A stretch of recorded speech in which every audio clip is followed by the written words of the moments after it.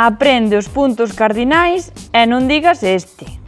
Hoxe imos aprender os puntos cardinais e sen necesidade de usar un compás, e non unha brúxula nin unha búsola. O instrumento que nos axuda a encontrar o norte chamase en galego compás. Sí, como o compás que usas para facer un círculo ou o compás que empregas para seguir o ritmo. Compás, ou mira que curioso, tamén se pode chamar agulla de marear. Imos ao asunto. A ver, cales son os puntos cardinais? Norte, sur, leste, e non este, e oeste. Os das autoestradas ben podían ir cambiando o carteliño.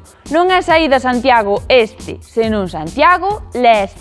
Dependendo de se usa a terminoloxía galega ou inglesa, os símbolos dos signos cardinais son N, S, L e O ou N, S, E e W. E como se chaman os puntos intermedios? Toma nota. Noroeste, nordés ou nordeste, sueste e non sudeste e suroeste. E aínda hai máis combinacións. Nordeste, suroeste, sueste, suroeste. O caso é non perder o norte, digo eu.